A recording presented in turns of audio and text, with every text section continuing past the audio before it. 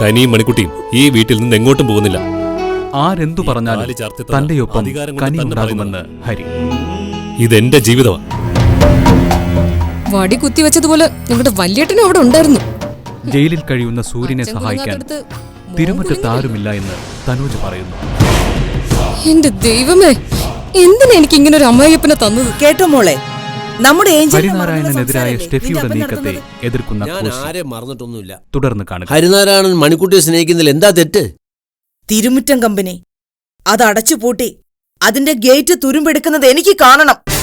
Mary, നീ ഇങ്ങനെ ശപിക്കരുത്. ഒരാളെ ഇങ്ങനെ നശിച്ചു കാണാനും ആഗ്രഹിക്കരുത്. ഒരു ബിസിനസ് സ്വപ്നം കാണുകയും അതിനുവേണ്ടി ഊണും ഉറക്കമില്ലാതെ പ്രവർത്തിക്കുകയും ചെയ്തുകൊണ്ടാണ് ഹരിനാരായണൻ ഇന്ന് ഈ നിലയിലെത്തിയത്. പിന്നെ വലിയ അംബാനിയല്ലേ? എന്താ സംശയമുണ്ടോ? ഹരിനാരായണൻ കേരളത്തിലെ അംബാനി തന്നെയാണ്. നേരെ ചൊവ്വേ ബിസിനസ് ചെയ്യുന്നതിനുള്ള അംഗീകാരവും ഹരിനാരായണന് കിട്ടുന്നുണ്ട്. അതുകൊണ്ടാണല്ലോ നിന്റെ മോളുടെ കണ്ണ് അവിടെ കിടക്കുന്നത്. പിന്നെ ഒരു കുഞ്ഞിന്റെ കണ്ണ് ഓർക്കാൻ വേണ്ടിയിട്ടാണ് ഹരിനാരായണൻ കിടന്ന് ഓടുന്നത്. നിങ്ങൾ സ്വപ്നം കാണുന്ന പോലെ ഹരിനാരായണന് ഒരു വീഴ്ചയും സംഭവിക്കാൻ പോണില്ല.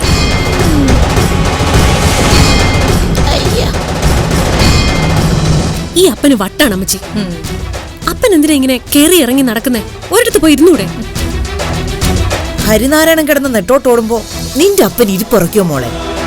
ആ പിന്നെ അമ്മച്ചി ഒരു സൂത്രം പറഞ്ഞു തരട്ടെ. അവനിപ്പോ കമ്പനിയുടെ കാര്യങ്ങൾ നോക്കാനും നിയന്ത്രിക്കാനും കഴിയാത്ത സിറ്റുവേഷൻ അല്ലേ?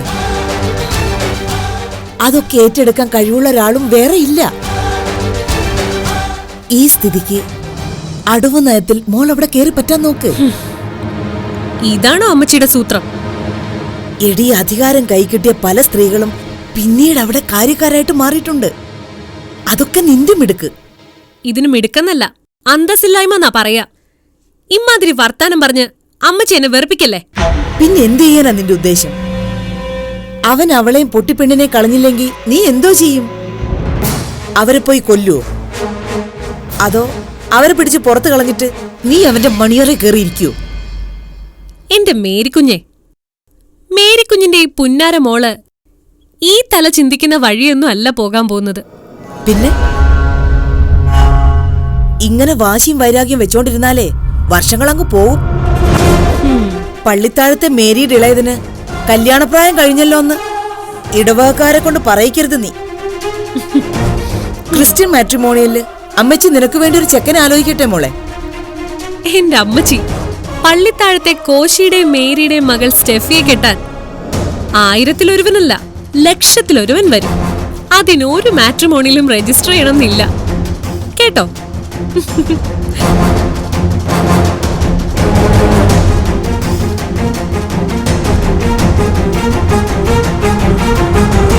മണിക്കുട്ടി, ഞാൻ ഒത്തിരി കഥ പറഞ്ഞു തന്നില്ലേ? ഇന്നത്തെ മണിക്കുട്ടി എന്താ ചിരിക്കാത്തെ? എന്റെ കൈ നോവുന്നേഞ്ചല്. വിൻഡോയിൽ ഇടിച്ചോണ്ടാ മണിക്കുട്ടിയുടെ കൈ വേദനിക്കുന്നേ. എന്റെ കൈ ഇപ്പോ എവിടെ തട്ടിയാലും എനിക്ക് നോവും. കയ്യില് വേദന പോകുന്നൊരു കഥ ഞാൻ പറയട്ടെ? പോവില്ല, എന്റെ കൈ മൊത്തം മുറിഞ്ഞിരിക്ക. നോക്കേ. ഇല്ല മണിക്കുട്ടി, ഒരു മുറിവും ഇല്ല. ഉണ്ട്, എന്റെ കൈ മൊത്തം മുറിഞ്ഞിരിക്ക. എനിക്ക് വേദനിക്കുന്ന നീഞ്ചല്.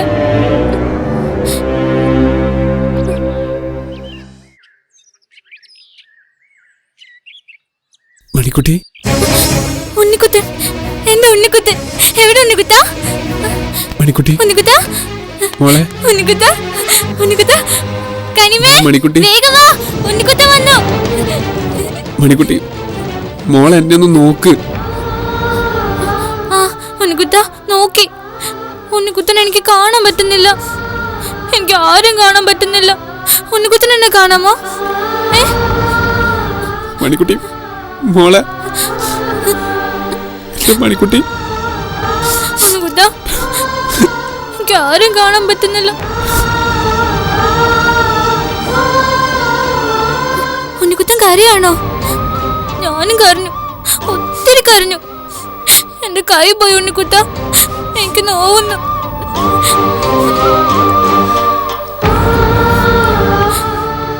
ഉണ്ണിക്കുത്ത, മോളെ, മണിക്കുട്ടി, ഉണ്ണിക്കുത്ത, എനിക്ക് കാണണം ഉണ്ണിക്കുട്ട, എനിക്ക് കാണണം ഉണ്ണിക്കുട്ട, എനിക്ക് എല്ലാരും കാണണം ഉണ്ണിക്കുട്ട, എനിക്ക് കാണണം ഉണ്ണിക്കുട്ട. ഓഹോ, അടുത്ത തെണ്ടിയും വന്നു ഉണ്ണിക്കുട്ടൻ. കരച്ചിലും പിഴിച്ചിലും ഇത് എന്തോന്ന മരണവിടോ. ഇതെല്ലാം കൂടി ഇവിടെ കയറി കിടന്ന് ഈ വീട്ടിലെ നെഗറ്റീവ് എനർജി കൊണ്ട് നിറയ്ക്കും നാശങ്ങൾ. എനിക്ക് എല്ലാരും കാണണം, എനിക്ക് കാണണം ഉണ്ണിക്കുട്ട. കനിമ, ഉണ്ണിക്കുട്ട, കനിമ ഇവിടെ എവിടെയോ ഉണ്ട്. കനിമയുടെ കരച്ചിൽ ഞാൻ കേട്ടു. കനിമ, കനിമ, കനിമ, നമ്മൾ ഉണ്ണിക്കുട്ടി വന്ന്. എനിക്ക് ഉണ്ണിക്കുട്ടനെ കാണണം കനിമ, എനിക്ക് കാണണം കനിമ, എനിക്ക് കാണിച്ചു താ, കാണിച്ചു താ ഉണ്ണിക്കുട്ടനെ, എനിക്ക് കാണിച്ചു താ കനിമ, എനിക്ക് ഉണ്ണിക്കുട്ടനെ കാണണം കനിമ, എനിക്ക് കാണിച്ചു താ. കനിമ കരയാണോ? ഉണ്ണിക്കുട്ടനെ, എനിക്ക് ഉണ്ണിക്കുട്ടനെ കാണണം കനിമ. ഇതെന്താ ഈശ്വര, സത്രോ? ഇനി ഈ മാരണങ്ങൾക്ക് പിന്നാലെ ആരൊക്കെയാണാവോ ഈ വീട്ടിൽ വന്നു കയറാൻ പോകുന്നത്? വല്യേട്ടാ, ഇത് വല്ലാത്തൊരു ചതിയായിപ്പോയി. ആ, എങ്ങോട്ടാ? മാർക്കറ്റിലേക്ക്. പാല്, മീന്, പച്ചക്കറി, പലചരക്ക് ഇതൊക്കെ ഈ വീട്ടിലേക്ക് എത്തിക്കാന്നുള്ളത് എന്റെ കടമയാണല്ലോ. എങ്കിലേ എന്ത് വാങ്ങിയാലും ഓരോ കിലോ കൂടി അധികം മേടിച്ചു. എന്തിന്? കൃത്യമായ അളവിൽ ഞാനിവിടെ കാര്യങ്ങളൊക്കെ കൊണ്ടുപോകുന്നില്ലേ? പിന്നെ 4 കിലോ തണ്ണിമത്തൻ അധികം മേടിക്കാം, നമുക്ക് കഴിക്കാലോ. എന്തേ? എന്റെ മനുഷ്യ, പുതിയ ഒരെണ്ണം കൂടി വന്നു കേറിയിട്ടുണ്ട്. ആര്? ബാംഗ്ലൂരിന്ന് അവളുടെ ആങ്ങള ഉണ്ണിക്കുട്ടൻ. ഓഹോ, അവനെത്തി. അതെപ്പോ? അധിക നേരമൊന്നും ആയിട്ടില്ല. വരവ് കണ്ടിട്ട് അവൻ ഇപ്പോഴെങ്ങും മടങ്ങിപ്പോകുന്ന ലക്ഷണമൊന്നും കാണുന്നില്ല. അപ്പോ എല്ലാം കൂടി ഓരോ കിലോ അധികം മേടിക്കണല്ലേ? വേണ്ടി വരും.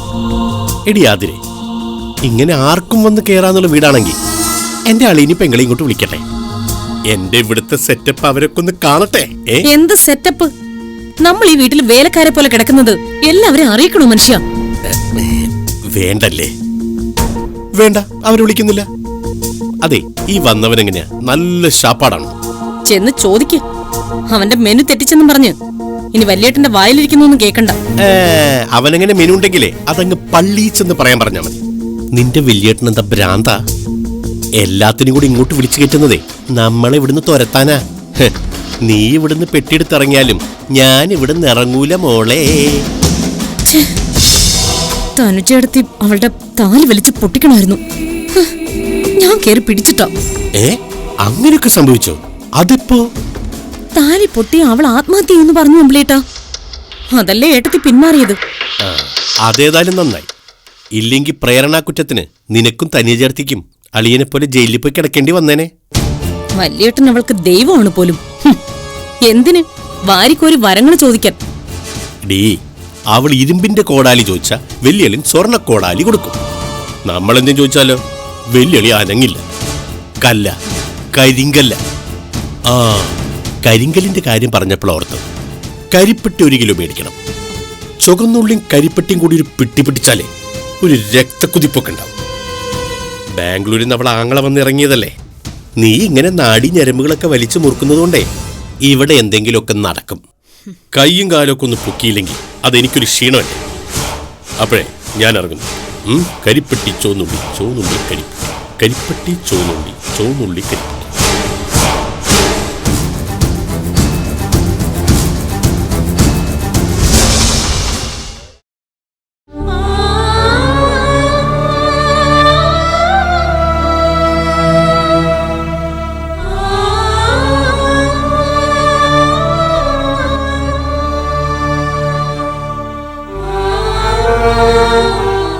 ഉണ്ണിക്കുട്ടാ, എനിക്ക് വയ്യ ചേച്ചി. എന്റെ മണിക്കുട്ടിയുടെ മുഖത്തൊക്കെ എനിക്ക് വയ്യ. ആ കണ്ണുകൾ കൊണ്ട് മണിക്കുട്ടിക്ക് എന്നെ കാണാൻ കഴിയില്ലെന്ന് പറഞ്ഞ എനിക്ക് വിശ്വസിക്കാൻ വയ്യ ചേച്ചി. നമ്മുടെ മണിക്കുട്ടിയെ ദൈവം എന്തിനാ ചേച്ചി ഇങ്ങനെ പരീക്ഷിക്കുന്നത്? കുഞ്ഞായിരുന്നപ്പോ മണിക്കുട്ടി നമ്മുടെ കൈപിടിച്ച് പള്ളിമുറ്റത്തും പള്ളിമേടയിലൊക്കെ നടന്നിട്ടുണ്ട്. ആ മണിക്കുട്ടി വീണ്ടും നമ്മുടെ കൈപിടിച്ച്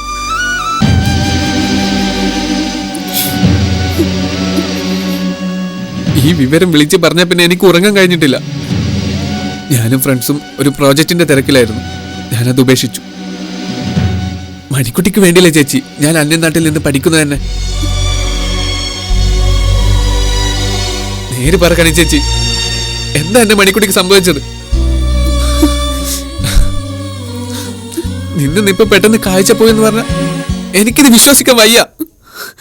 വിശ്വസിക്കണം ഉണ്ണിക്കുട്ട. മണിക്കുട്ടിയുടെ ഈ അവസ്ഥ തരണം ചെയ്യാൻ നമ്മൾ നമ്മുടെ മനസ്സിനെ പാകപ്പെടുത്തുകയും വേണം. കനിച്ചേച്ചി പറഞ്ഞിട്ടുള്ള ഒരുപാട് വാക്കുകളിൽ ഞാൻ ആശ്വസിക്കാറുണ്ട്. കനിച്ചേച്ചി ഒന്ന് തലോടിയാൽ, ഒന്ന് മിണ്ടിയാൽ മാറിക്കിട്ടുന്നതായിരുന്നു എന്റെ മനസ്സിലെ വിഷമങ്ങൾ. പക്ഷെ ഇപ്പൊ എനിക്കതിന് കഴിയുന്നില്ലല്ലോ കനിച്ചേച്ചി. എവിടെയൊക്കെ ഞാൻ വായിച്ചിട്ടുണ്ട്, കണ്ണുകളിലെ വൈകല്യങ്ങളും പ്രശ്നങ്ങളും ഏറ്റവും കൂടുതൽ കണ്ടുവരുന്നത് കുട്ടികളിലാണെന്ന്. കനിച്ചേച്ചി, നമ്മുടെ മണിക്കുട്ടിയുടെ കണ്ണുകളെ ചികിത്സിച്ച് ഭേദമാക്കാൻ പറ്റില്ലേ? പ്രതീക്ഷകളൊന്നും നമ്മളെ കൈവിടില്ലല്ലോ ഉണ്ണിക്കുട്ട. പക്ഷെ ഡോക്ടർ പറഞ്ഞത് ഒരു പ്രതീക്ഷയില്ലാത്ത വാക്കുകളാ. വലിയ യന്ത്രങ്ങളൊക്കെ വെച്ച് മണിക്കുട്ടി ചികിത്സിച്ചു നോക്കി. ഒരുപാട് ടെസ്റ്റുകളൊക്കെ നടത്തി. ചെറിയ കുറെ രക്തക്കുഴലുകളുണ്ടത്രേ തലച്ചോറിൽ നിന്ന് കണ്ണിലേക്ക് വരുന്നത്. അതൊക്കെ പൊട്ടിപ്പോയെന്നാ ഡോക്ടർ പറഞ്ഞു. പിന്നെയും എന്തൊക്കെയോ ഡോക്ടർ പറഞ്ഞു ഉണ്ണിക്കുട്ട. പക്ഷെ നമ്മുടെ മണിക്കുട്ടിക്കിനെ ഒന്നും കാണാൻ കഴിഞ്ഞില്ലെന്ന് ഡോക്ടർ പറഞ്ഞപ്പോ തന്നെ എന്റെ ജീവൻ പോയി. കനിച്ചേച്ചി, ഇരുട്ടിൽ തപ്പി തടയുന്ന നമ്മുടെ മണിക്കുട്ടിയെ ഇനി ആശ്വസിപ്പിക്കാൻ എനിക്ക് കഴിഞ്ഞിട്ടില്ല മോനെ. ഫാദർ വിവരം അറിഞ്ഞു വന്നിരുന്നു. പാവം, മണിക്കുട്ടിയുടെ അവസ്ഥ കണ്ട് ഫാദറിന് ഒരുപാട് സങ്കടം ഉണ്ടായി. ഒന്ന് ആശ്വസിപ്പിക്കാൻ പോലും കഴിയാതെ ഫാദറിന് പോയേണ്ടി വന്നു. ഫാദറിനിപ്പോ നമ്മളൊരു തീരാ കണ്ണീരായിട്ടുണ്ട് അല്ലേ ചേച്ചി? ഫാദറിന് മാത്രമല്ല ഉണ്ണിക്കുട്ട, ഈ തിരുമുറ്റത്ത് വീടിന് തന്നെ മണിക്കുട്ടി എന്നൊരു വലിയ ദുഃഖം. എല്ലാവർക്കും മണിക്കുട്ടിയെ ഓർത്ത് സങ്കടമുണ്ട്. ഏഞ്ചലിന്റെ സങ്കടമാണ് ഏറ്റവും വലുത്. കണ്ണിലിരിട്ട് കയറി മണിക്കുട്ടി ഇവിടെ ഒരു മരണവെപ്രാളം നടത്തിയപ്പോ ശരിക്കും അന്ന് തളർന്നു പോയത് ഏഞ്ചലായിരുന്നു. ഇപ്പോഴും ആ വേദന ആ കുഞ്ഞു മനസ്സിലുണ്ട്. മണിക്കുട്ടിയെ കളിപ്പിക്കണം ചിരിപ്പിക്കണം എന്നൊക്കെ സാറ് പറഞ്ഞു കൊടുത്തതുകൊണ്ട് മാത്രം ഒന്നും ഏഞ്ചല് പുറത്ത് കാണിക്കാത്തതാ.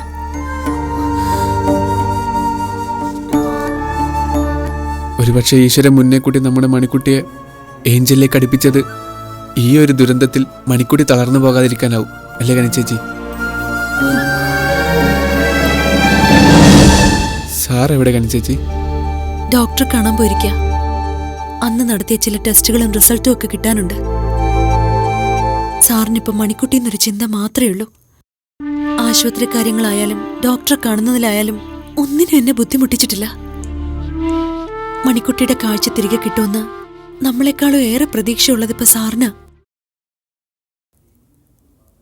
ഒരർത്ഥത്തിൽ പറഞ്ഞ ഏഞ്ചലിനെ പോലും മറന്ന് ഓഫീസ് കാര്യങ്ങളൊക്കെ മാറ്റിവെച്ച് സാറിപ്പോ മണിക്കുട്ടിക്ക് വേണ്ടി നെട്ടോട്ട് ഓടുക. സാറ് നമ്മുടെ മണിക്കുട്ടിയെ സുഖപ്പെടുത്തും, അതെനിക്ക് ഉറപ്പാ. പണ്ടേ നമ്മളെ വേദനിപ്പിച്ചിട്ടുണ്ടെങ്കിലും അപ്പോഴൊക്കെ നമ്മളെ ആശ്വസിപ്പിക്കാൻ കഴിയുന്നൊരു ശക്തിയെ ദൈവം നമുക്ക് വിട്ടു തന്നിട്ടുണ്ട് അല്ലേ കനിച്ചേച്ചി? ശരിക്കും പറഞ്ഞാൽ ഏഞ്ചൽ നമുക്ക് മുന്നിലെത്തിയ മാലാക തന്നെയായിരുന്നു. ആ മാലാക കനിച്ചേച്ചി മണിക്കുട്ടിയും ഹരിസാർ എന്ന ദൈവത്തിലേക്ക് അടുപ്പിച്ചു. കാണാനും തൊടാനും കേൾക്കാനും മിണ്ടാനും കഴിയുന്ന ദൈവത്തിന്റെ കൈകളിലാണ് എൻ്റെ കനിച്ചേച്ചിയും മണിക്കുട്ടി എത്തിപ്പെട്ടത്. ചേച്ചി പറഞ്ഞതുപോലെ മണിക്കുട്ടി സുഖപ്പെടും. ഹരിസാറ് നമ്മുടെ മണിക്കുട്ടിയെ സുഖപ്പെടുത്തും.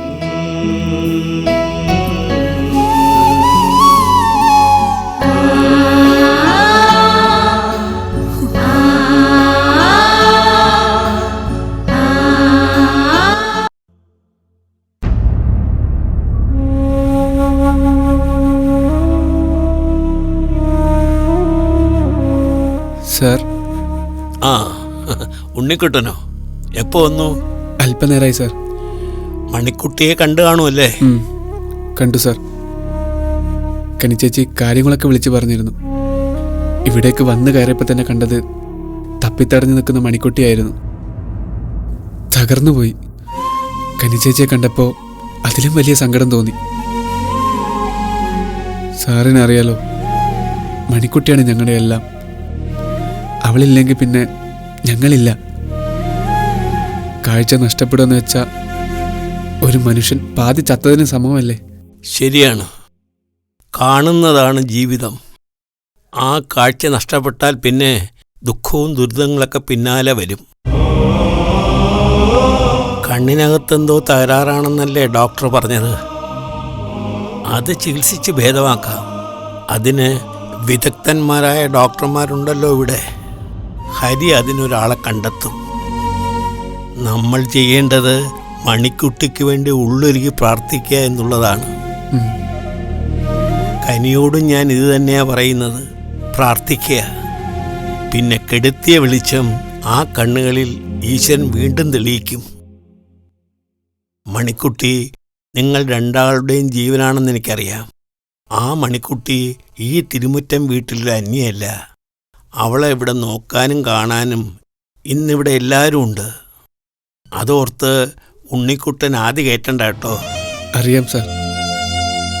ഞാനിപ്പോൾ ചേച്ചിയോട് പറഞ്ഞതേ ഉള്ളൂ. ഈ തിരുമുറ്റത്തല്ലാതെ മറ്റെവിടെയായിരുന്നെങ്കിൽ മണിക്കുട്ടിയെ കൈപിടിച്ച് എനിക്കും ചേച്ചിക്കും പെരുവഴിയിൽ ഇറങ്ങേണ്ടി വരുമായിരുന്നു. ഈ വീൽ ചെയറിലിരുന്ന് പല ദുരന്തങ്ങളും കണ്ടവനാണ് ഞാൻ. ഇതിലേക്ക് എന്നെ എടുത്തു വയ്ക്കുമ്പോൾ എൻ്റെ ശരീരത്തിന് വൈകായിക ഉണ്ടായിരുന്നു. പക്ഷേ മനസ്സിൻ്റെ തെളിമ നഷ്ടപ്പെട്ടത് ഏഞ്ചലിൻ്റെ അമ്മ ആനിമോളുടെ മരണത്തോടു കൂടിയായിരുന്നു. ഞാൻ മോളെപ്പോലെ സ്നേഹിച്ച എൻ്റെ മരുമകൾ, അവൾക്ക് എന്നെയും ജീവനായിരുന്നു. പക്ഷേ ഈശ്വരൻ എൻ്റെ കുഞ്ഞിനോട് ദയ കാണിച്ചില്ല.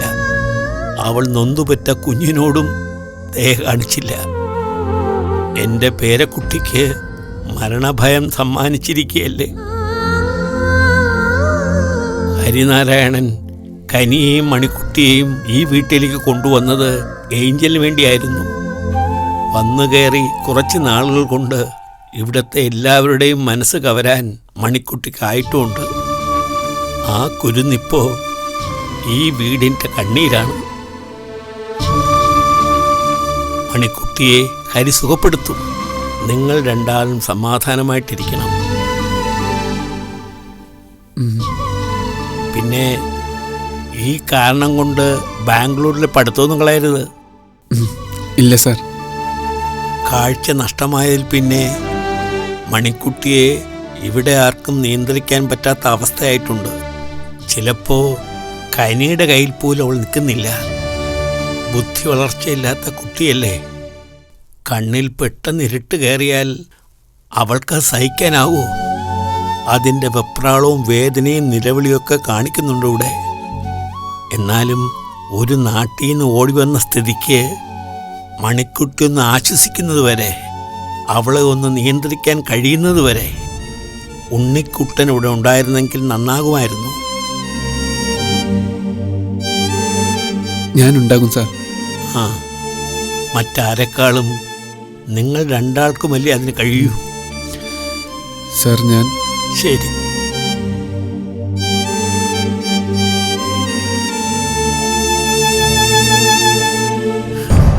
ആരുടെ ശവമായത്?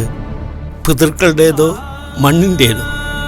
അതോ ജീവിച്ചിരിക്കുന്നവരുടേതോ? അതോ തിരുമുറ്റത്ത് വീട്ടിൽ കുട്ടികൾ വാഴില്ലെന്നുണ്ടോ? എൻ്റെ കൃഷ്ണ,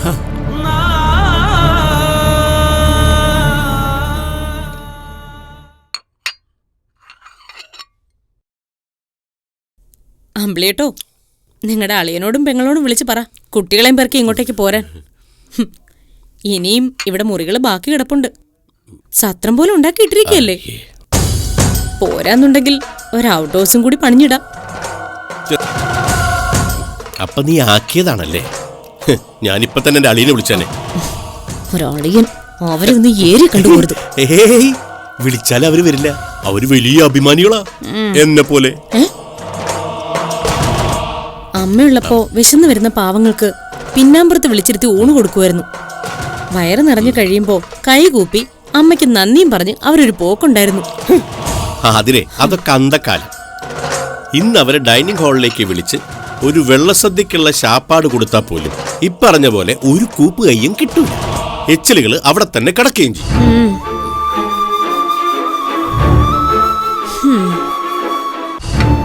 ഇപ്പോ ഇവിടുത്തെ എച്ചിലിലകൾ എടുക്കുകയാണല്ലോ എന്റെ പണി. ഇവിടെ ഇലകളുടെ എണ്ണം കൂടുകയല്ലേ അമ്പിളിയേട്ടാ?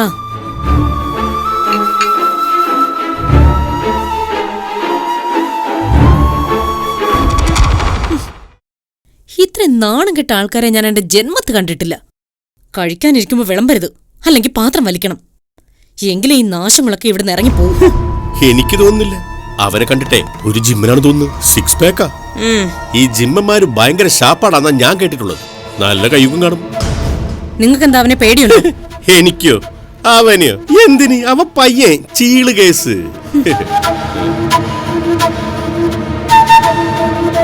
അമ്പിളിയേട്ടാ, ഇനി ഇവിടെ നോർത്ത് ഇന്ത്യൻ ഫുഡൊക്കെ ചിലർക്ക് പിടിച്ചൂന്ന് വരും. പത്രത്തിലൊരു പരസ്യം കൊടുക്കേണ്ടി വരും. തിരുമുറ്റത്തെ വീട്ടിലേക്ക് ഒരു നല്ല കുക്കിനെ ആവശ്യമുണ്ടെന്നും പറഞ്ഞു. കുക്കിനെയും ഹെൽപ്പറേയും ക്ലീനറേയും ഒക്കെ വെക്കട്ടെ. എങ്കിലല്ലേ വല്യേട്ടന് തൃപ്തി വരൂ.